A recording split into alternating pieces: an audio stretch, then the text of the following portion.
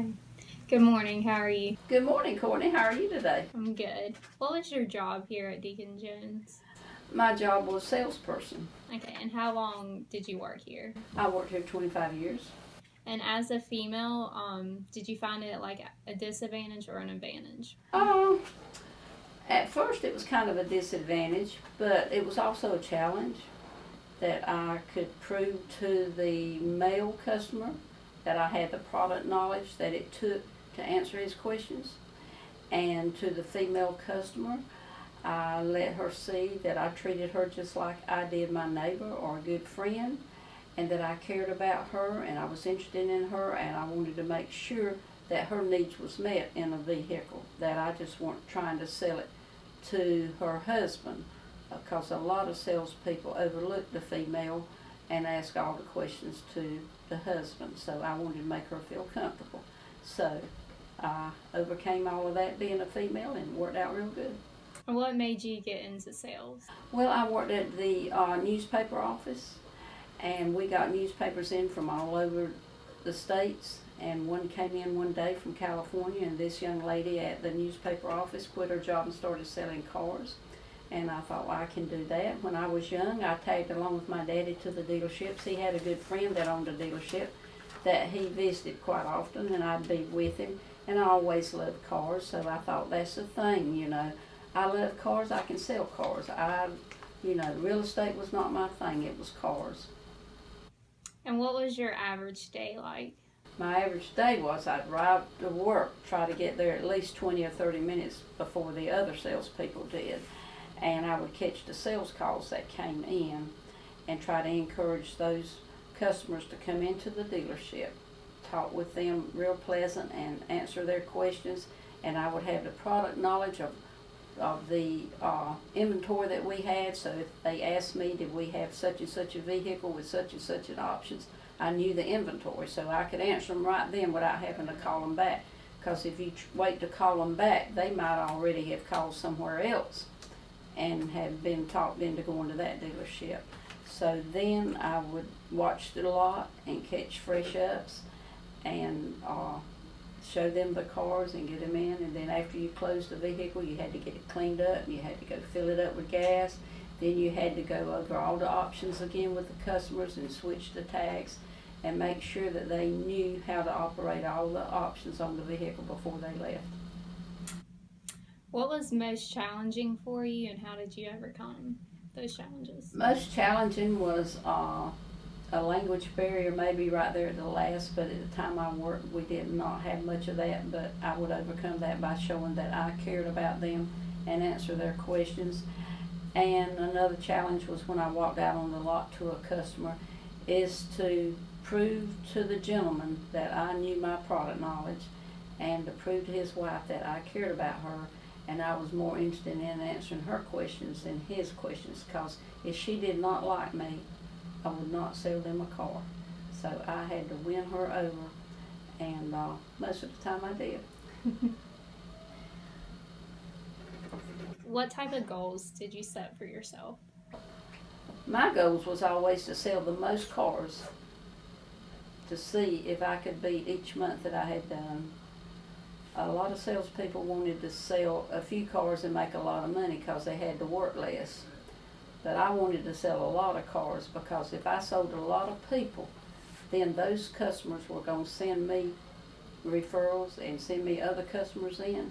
And so if I sold 30 cars that month, I had 30 people out there working for me. And that was my goal, to always sell more. And how did you set yourself apart from your colleagues?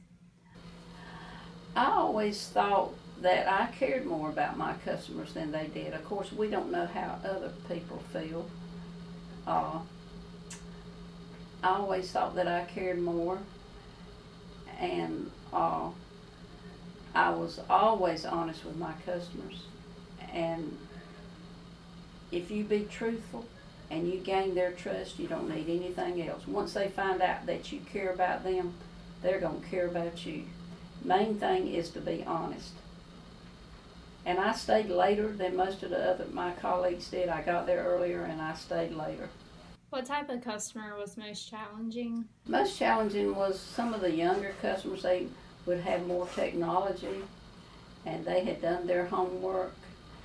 But once I showed them that I cared, and I never lied to them, never tried to be smarter than they are. And so once I did that, you know, I would win them over and I could sell them a car.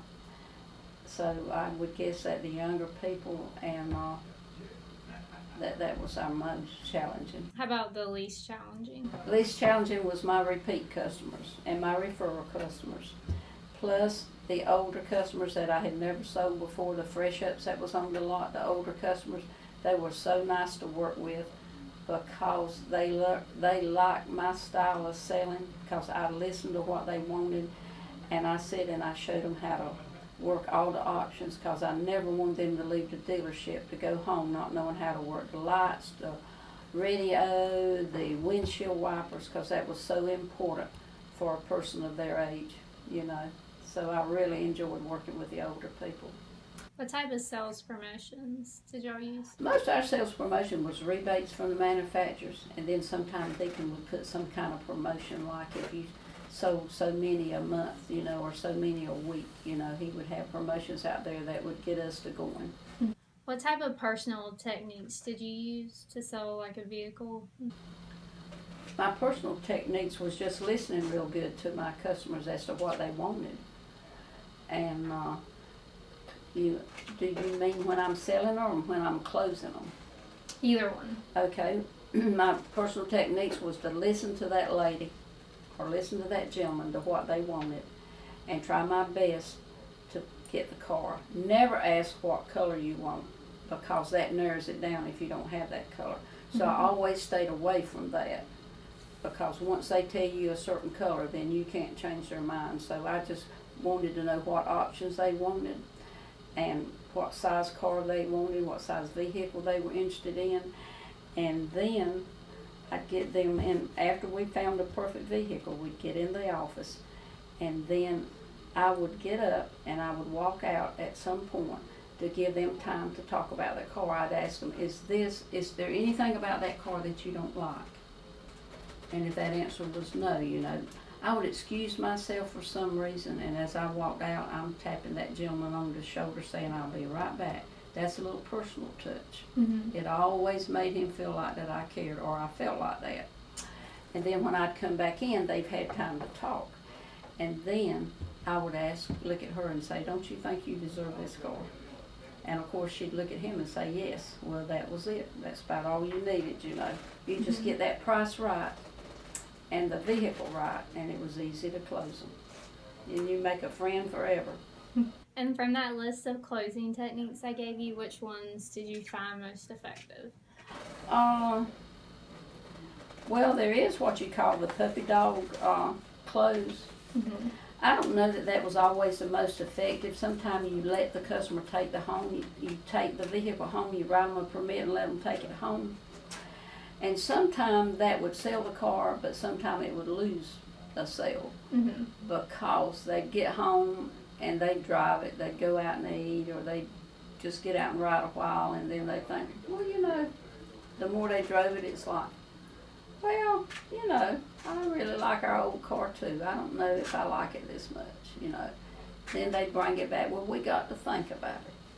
But then sometimes they'd drive it home, the neighbors would see them, the neighbors would ask them about it, and then they'd think, oh, this is the perfect car, it looks nice in my driveway, and it would sell them. So the puppy dog close did not always work, you know.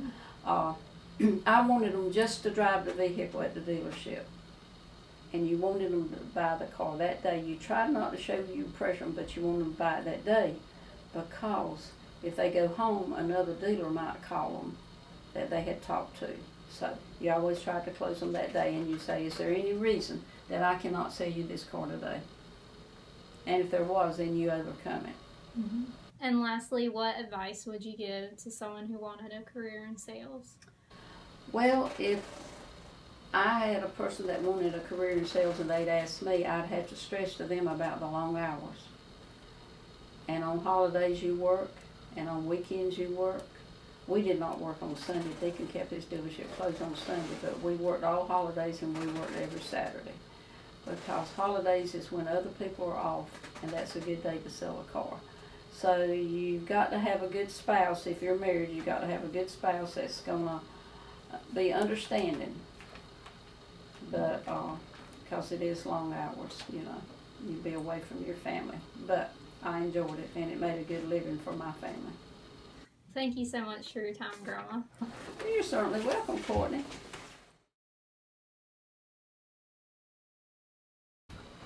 Okay, Courtney, now that we've done the test drive, that was the color car you wanted, it was Yes, the kind of vehicle you wanted, had the options on that you wanted, Yes. everything, you like anything about that car you don't like? No. That's Okay. perfect. So what we're gonna do now is sit down and see if I can get it in your price range where you'll be comfortable. Okay. Sounds Okay. good. Okay.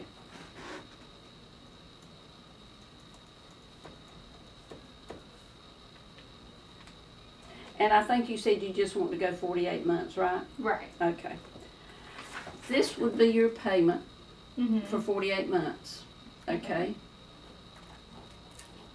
Can we get the car ready for you? Well, I was hoping to have a little better monthly payment than that. Less payment? Yes. I've tried to do as good as I could on the price, Courtney. Do you feel like you could pay $1,000 down and help get them payments down? I think maybe I could do 500. 500? Would you be comfortable with 500? Yes. I believe Okay. I can make Well, that let me work. see what we can do.